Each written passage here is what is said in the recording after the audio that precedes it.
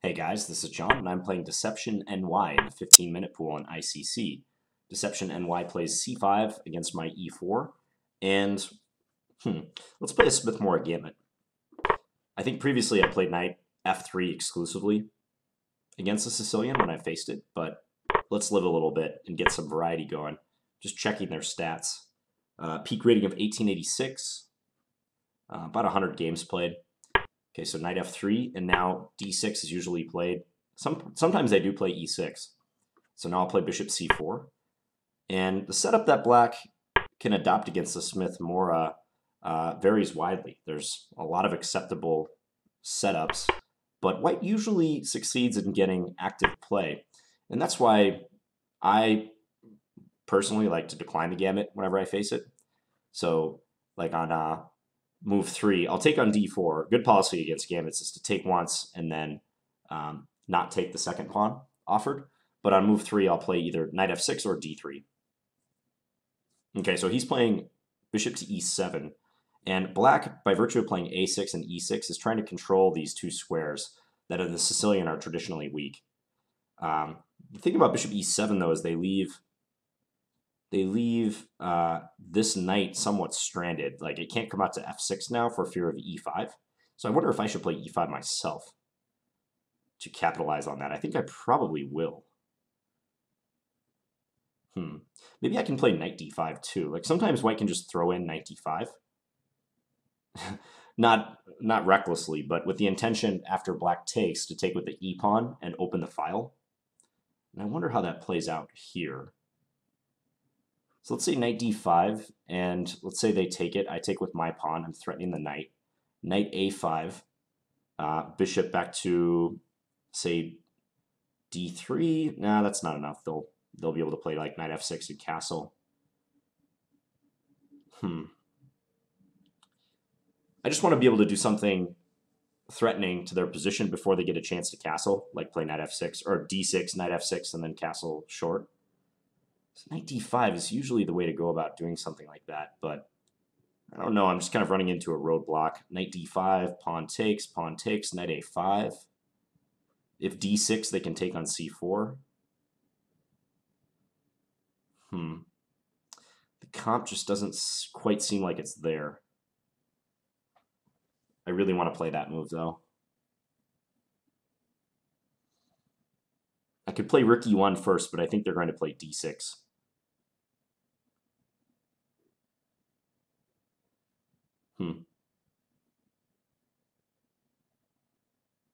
Let's go bishop f4. I'm just going to play a developing move that's useful. So it eyes the d6 pawn if they decide to put a pawn there. Maybe I can still go knight d5 in the event that they do something like, let's say, b5, bishop b3, bishop b7. I can still sink my knight in with hopes of, after a trade on d5, e takes d5, they move the knight and I can push d6 quickly. That's the whole tactical goal of this. For them, I think d6 should be played. Again, if knight f6, I'll play e5, attacking the knight. If it goes to h5, it's a little offsides. And if it goes to g4, same thing. Okay, so they're very much encouraging me to push e5. I will. Where are you going to put that knight? If knight h5, I'll play bishop e3, and then I'm threatening g4, trapping that piece.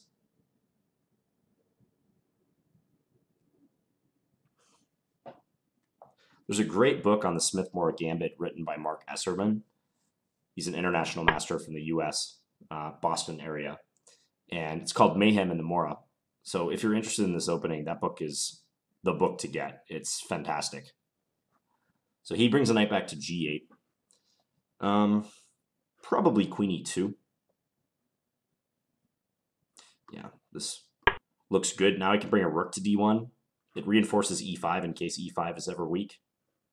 So my compensation as it stands right now is the fact that black has problems untangling. And I have open lines for my pieces. This knight is a continuing problem for them. They can try to bring it out through h6 now, but at the very least I can take and shatter their pawns. They could maybe play for f6 right now in a bid to exchange this pawn on e5, because this is the the pawn that really has the cramping effect on their position. Okay, b5. Bishop d3 or bishop b3? I'm going to go with bishop b3. Keep this bishop aimed at the pawn on e6. Now probably rook fd1. Let's just make a developing move aimed at their pawn on d7.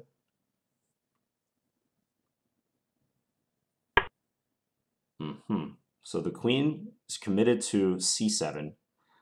d6 is a weak square, so I'm noticing that I could play like knight e4 into d6. I could also sometimes play knight d5, and after pawn takes, then play immediately e6 after that. For the moment, though, that's not a great idea. Maybe I can play rook ac1, just wait and see for another move what they're going to do. Let's do that. Trying to play quick because I have all these natural moves that I can make without too much thought, and I know they're good. I know they're useful. Like now this knight will have a hard time ever moving for fear of discoveries. So I'm just putting the ball back in his court and asking him how he really intends to get out of this. They could play, well, actually they can't even really play f6. If f6, trying to undermine the pawn, I can take. And even though I lose my bishop on f4, I take on g7 then. Their rook on h8 is trapped. So I'll be curious what they do now, because maybe they should just bite the bullet and play knight h6.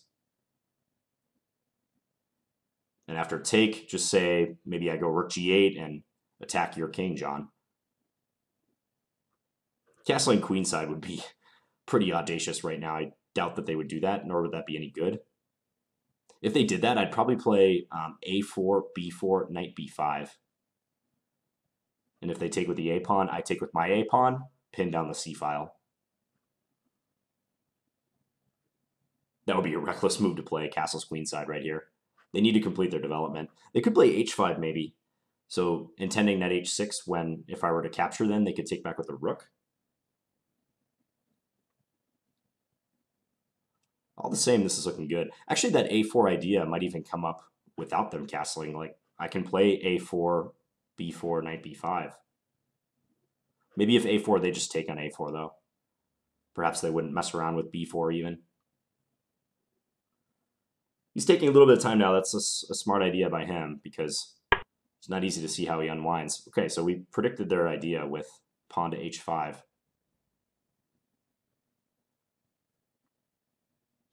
So can we play off the fact that we know almost for certain that they want to play knight h6? Like, can I take advantage of that fact?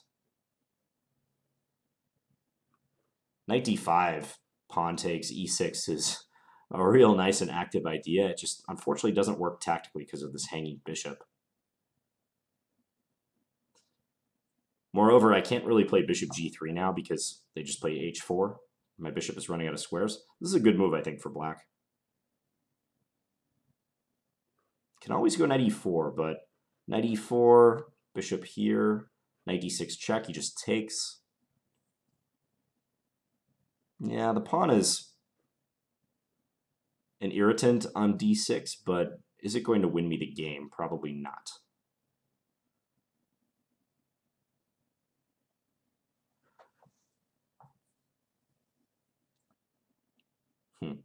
I could play like h4, but knight h6, I don't really have a follow-up plan.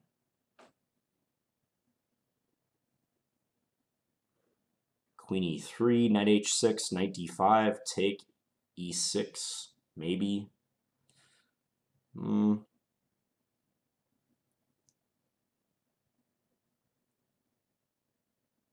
Well, defending this bishop would be a big help. I can do that with queen e3. Queen e3 could assist in guarding the b6 square too. Maybe that's not half bad.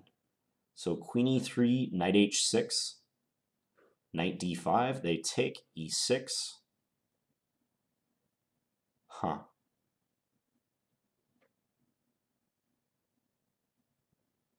It's complicated because they could throw in even a move like d4 then, attacking my queen even though their queen is hanging. It's pretty experimental to try this, but let's look at that again. Queen e3, knight h6, knight d5. Let's assume they take. If they don't take, I'm happy. So e6 then.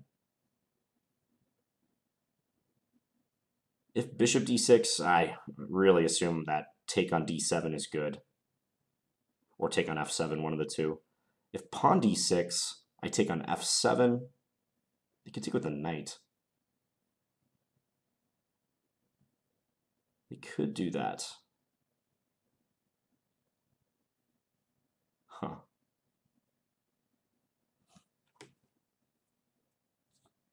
All right, I'm going to go for it. Haven't checked all the details, but it looks pressing, and I don't know. I'm not sure I would play this way against someone a little higher rated, but based on this player's rating, I think the initiative I'm going to get is going to put him under serious pressure. So I am banking on that a little bit. I hate playing moves that you wouldn't play against better opposition. I'm generally not in favor of that. But given that my position is built up for this knight d5 move, and the fact that I know it's a thematic move in the Smith-Morra, I just want to go for it.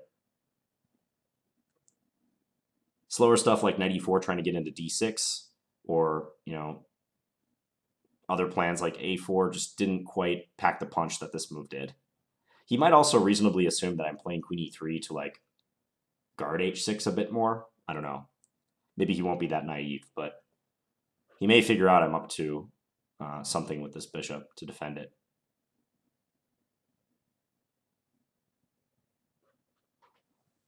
So while he's thinking, let's check that line again. Knight h6, knight d5, pawn takes, e6. I guess if pawn d4, I can just play knight takes d4 at the very least. So let's assume he moves d6 in reply. So e6, d6 in that line. Probably I take f7. Let's say he takes with his knight. I play bishop takes d5. So now I'm pinning him down the c file. I'm also hitting his knight on f7. I have lots of open lines. I have moves like knight d4 to come because my bishop and rook on c1 would be attacking c6, and maybe the knight coming in is that extra ingredient. Wow, so he plays h4. Why? So aside from wanting to play h3, like, what's the point of that move? I don't know, but I can still go knight d5. Is what I'm seeing. Yeah, we got it. We got to play knight d5 now. I'm not even going to consider it any further. It just looks good. Let's do it. I'll pre-move the line opening move e6, because the only way I can play e6 is if he takes on d5. So there's no harm in pre-moving this move.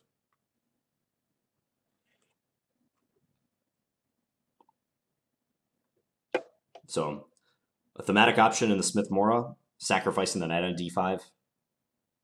In that aforementioned Mark Esserman book, you can find probably hundreds of examples of this idea in the book.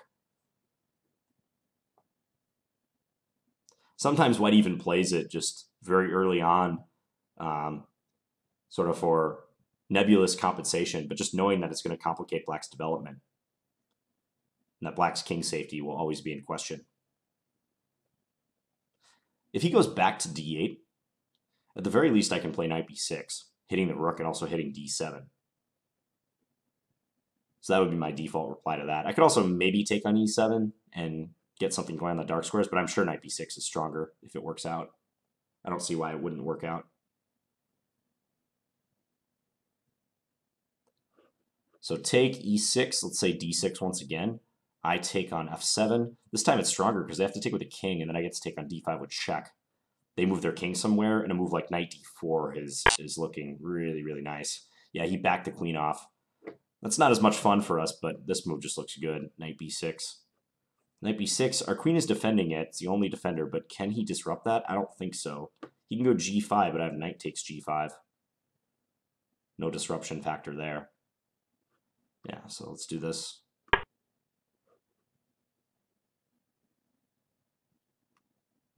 If he doesn't move this rook, I might not even take the rook. I might just take on d7. Yeah, see, now I can play rook takes d7, and he'd have to give up his queen.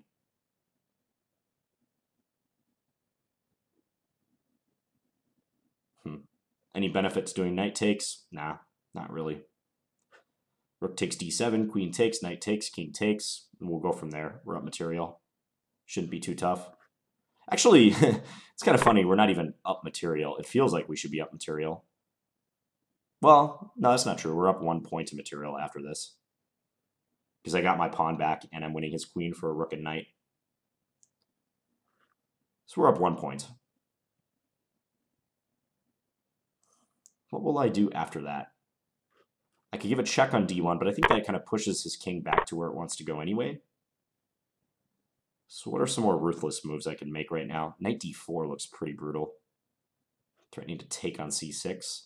I also thought about knight g5, hitting f7. Knight d4 seems like it's more to the point. Let's do that.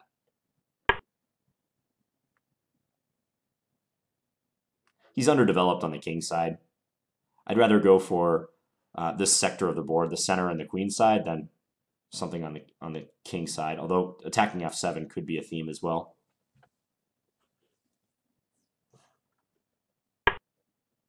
This kind of looks like a desperate move.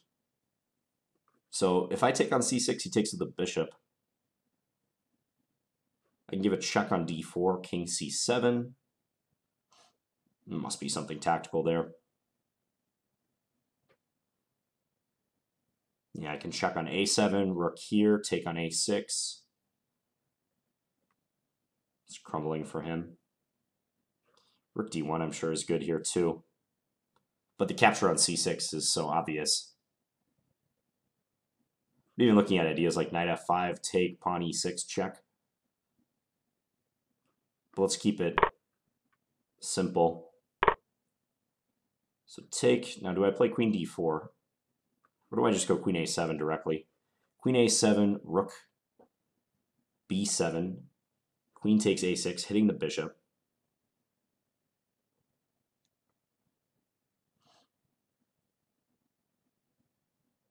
I think it's better to force them into the pin. Check. Let's do that, because now they have to go king c7, which looks awkward as all get out. I really want to play bishop d5 now.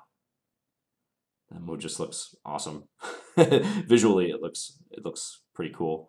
Idea, pawn takes and then e6 check. But queen a7, as we established earlier, is probably just good. Along with just queen c3.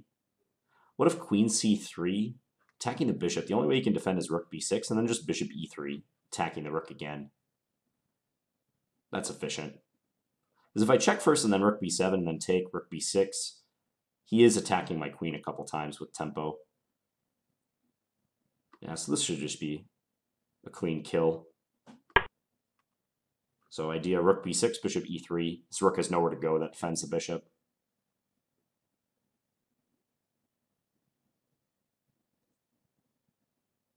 Yeah, that's lights out.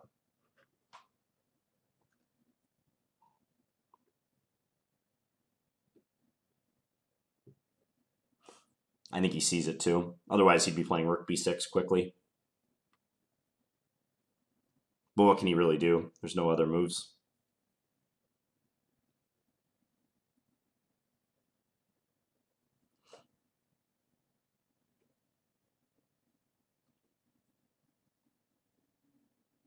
For better or for worse, on move number 15, when I played knight d5, he had to take the knight. I think queen d8, knight b6 is suffering, and he doesn't have any material to show for it even.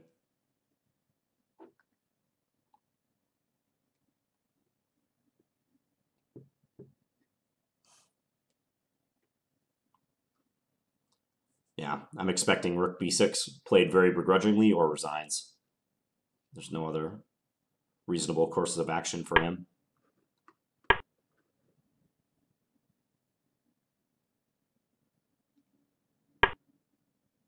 Yeah, now I can just take here with check. Check. We can take here. Check. And it should be mate in a couple. Queen a4, king b6, rook c6, king b7, queen takes a6, king b8, rook c8 mate. If we see a mate, we know it's mate, just go for it. It doesn't matter how long it takes. Check. Or if there's a shorter way. In this case, I don't think there's a shorter way. Checkmate. Okay. So let's go back and have a look at this Smith-Morra Gambit game. So this is an opening that honestly is probably underrated. It used to be regarded a little suspiciously. People would be like, oh, like white's giving up a pawn? That's cute, you know. What do you get for it? A couple open files? Bring it on. But nowadays, I think with like the publication of that Esserman book especially, it's taken a lot more seriously. And GMs have told me that they don't even bother trying to take this pawn. They just decline it. And honestly, I think that's the most practical thing for black to do, just decline this gambit pawn. So knight f6 is a popular way to decline it, attacking the pawn on e4. After e5, knight d5, we have a direct transposition into a c3 Sicilian. Here, Esserman recommends knight f3 in his book, but there's also queen takes d4 is another recommendation of his, which is less known but leads to original positions. And there's d3. After d3 and takes, or sometimes c4 first, this can lead to kind of a Maroczy-style position where black can set up a single or double fianchetto. So for instance, let's say the game goes like this. This move order might not be optimal for both sides, but I know like knight c6, rook e1, b6, say bishop f4, bishop e3. I think Esserman likes the bishop on e3. This is a pretty acceptable setup for black. Fianchettoing both bishops, this knight can come back to d7. It's a position. It's just a game. I don't think white has anything particularly strong against this line, but those are two good ways to decline the gambit. But he took, I took, knight c6, knight f3, e6. So a lot of newcomers to the black side of this accepted position, which I don't think you should even get into if you're not sure about it. A lot of newcomers, though, play d6, and then white goes bishop c4, and then they play knight f6. This is probably the most common trap in the Smith-Morra that black can fall into, because now e5 is strong for white. And black should play, I believe, knight g4, because if they take the pawn, they get in trouble. Knight takes e5 allows knight takes knight, pawn takes, and then bishop takes f7, deflecting black's king away from the queen. So white wins a queen right there. And if pawn takes e5 instead, white, surprisingly, trades queens, even though they're down 2 pawns at the moment. And then no matter which way black takes back, there's going to be a knight jump to the 5th rank that causes problems. These 2 knight jumps, knight b5, knight g5, in tandem. So, for instance, let's say knight takes d8, knight here, threatening check. Black's position is borderline lost right here. I think bishop e6 is actually the best move. But one nice line is if king d7, trying to guard that square. Check. Check. King has to go back to e8, only move. Checkmate. Mate. Which is a position that's probably been seen a lot in the Smith-Morra, actually. Oh, I didn't mean to clear that line, but the other permutation of that was pawn takes, queen takes, d8, king takes. Here white could take on f7 if they wanted to settle, but knight g5 is even stronger, just threatening to take. And it's the same problem for black. If they go king e8, then knight b5, and you hit him with the other fork threat on c7 this time. White is doing very well. So you don't want to play that if you're black. Those who want to put the pawns on d6, e6, usually wind up playing like d6, bishop c4, and then instead of knight f6, e6. This way, after castles and then knight f6, because you block this diagonal, it's not as good for white to play e5. Like e5 wouldn't be a sound move anymore. Probably for the reason of both captures. But let's say even just knight takes, pawn takes. There's no bishop takes f7 anymore. So I don't think white has sufficient compensation here. But he plays a setup with e6 and a6, which is pretty testing. I mean, I'm sure this setup is something, theoretically speaking, that white must grapple with. I wish I had more time to like pull out the Esserman book and tell you guys what's going on here. But interestingly, when I add the engine, it just immediately suggests knight d5. Wouldn't surprise me if that was the recommendation in the Esserman book. So this is the type of thing I'm talking about. Like white can just plunge the knight in here. And if black takes, white takes, let's say knight a5. Yeah, I guess bishop back to e2. Here, again, I don't know if this is great for white, but the idea is basically to put the pawn on d6 and try to attack down the e file. Yeah, here it doesn't quite seem like it's a good idea. Although if Black plays d6, white can play b4, and this knight is trapped. So at least there's that. I just played bishop f4, like normal developing move. They went here, which is probably a mistake because it asks for e5. I was expecting d6, and then I was going to figure out what to do. I probably would have played queen e2, intending rook fd1 with pressure against the d6 pawn. They can play e5 and try to block off the diagonal, though, and white has to come back here. And sometimes these positions just drift to middle games where white's compensation takes the form of positional pressure. Rather than like playing directly for an attack, white will claim that the use of the d and the c files, their slight lead in development, and also the weakness of the d5 square could provide compensation. That's what white will hope, at least. I think they should play d6 right now, though. Knight f6, allowing e5, and then just going right back seems a bit too much. So now the engine really likes my position. I played queen e2. It prefers knight e4.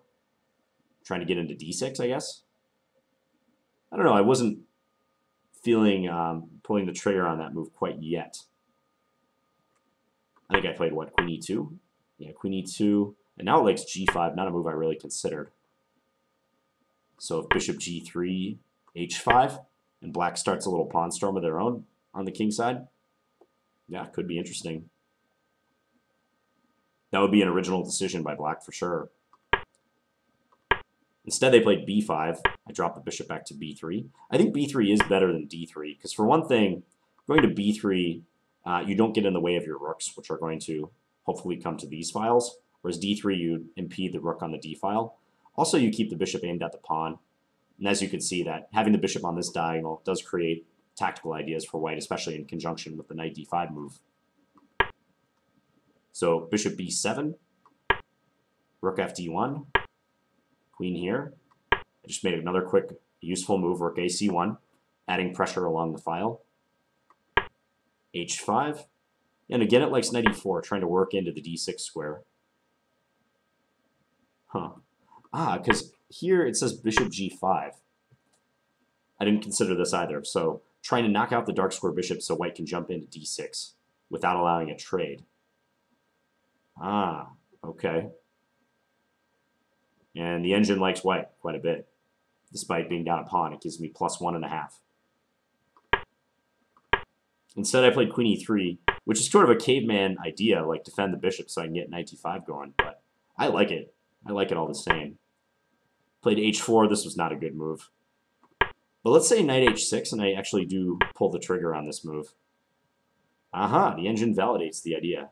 Well, at least for now it does. I probably got to give it a little longer to think. But say black accepts the gift. We go e6, line opening.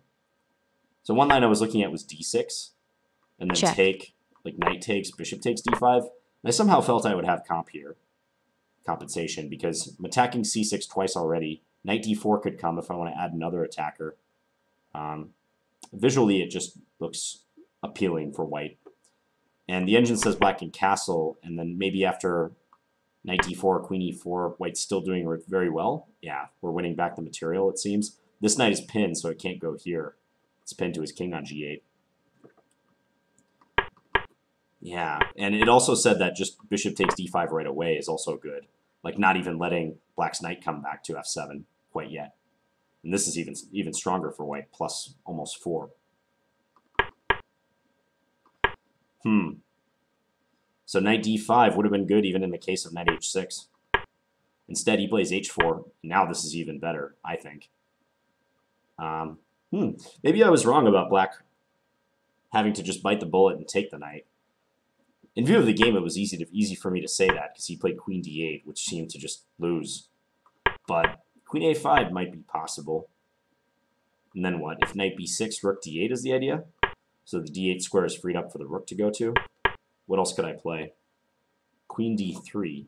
What's the point of that? Trying to get at d7, I guess? So if he takes my knight, I take with the queen. I'm hitting d7 and f7 now. And black's queen is offsides. Okay. I'm not sure I would have found queen d3. I probably would have played knight b6. But, yeah, okay. Well, queen a5 probably should have been played. Because I think take is very similar to the previous line we looked at with the knight on h6, but probably even more potent for white. Like, let's say d6, take Check. on f7, king takes, bishop takes d5. Check. This is massive for white. Knight d4 again. I know the engine is suggesting like queen e4 a lot too, but knight d4 just appears to be the natural attacking follow-up, attacking c6 multiple times, getting another piece involved. Yeah, his position shredded, +9 for white. So queen back to d8, knight b6. Yep, and big trouble. Best move here is knight b8, giving up the rook in the corner, but trying to desperately to guard d7. And again, white doesn't even have to take the rook if I don't want to. Knight g5 is good. I probably would have taken the rook, though, and just played this position. Up material. Rook b8, we take d7, win the queen. Ah, bishop d5. So that could have been a cute way to have another piece make an appearance on the d5 square. I kind of referenced an idea like that. So if he takes, then check. e6 check, hitting his rook on b8. Now, I would assume if it takes, let's just say black keeps chopping material. If here, do I get knight e5 or queen a7? Okay, queen a7, and I win the bishop. It's devastating. He's not coordinated enough to mount a serious defense. Knight d4, just playing to trade the knight. He went h3. Yeah, everything loses. I mean, knight d8 maybe holds on a little bit longer, but this king is far too open. Check. Now he gave it a check. Played queen c3, and yep, rook b6, bishop e3. And it's over. Check. Check. I probably missed a quicker mate. Yeah, I did. Rook c5. Oh, that was check. A real obvious one, actually. Mate check. 2. But like I said, if you see a forced mate, check. Especially if time's check. an issue, like don't even worry check. about taking an extra move or two. Who cares? Checkmate. You get the same amount of points in the cross table, and you know you're saving yourself a lot of stress. If you calculate a line that's winning, just do it. Doesn't matter how winning or how long it takes. There's some exceptions to that, of course, but that's my general philosophy. Okay, so this is maybe a good starting point game if you're interested in the Smith-Morra, because I think I managed to explain several key ideas. This is the general setup for white with the rooks on c1, d1, bishop out on f4, open lines in the middle, and also this knight d5 idea hanging in the air a lot of times. So destroying black's position. And I also showed that trap if they play d6 and knight f6. So that's in the case of, just to refresh your memory, d6, bishop c4, and then knight f6. Very common move order, but bad in view of e5. Don't believe the engine. This is not good for black. You shouldn't go for this. And like I said, if you're interested in this opening, definitely check out that Mark Esserman book. I can't recommend that book more. It's a real fine piece of chess analysis. And it's pretty recent still, too. All right, I hope you guys enjoyed this game. I'll be back tomorrow with another standard game. Talk to you guys later. Bye.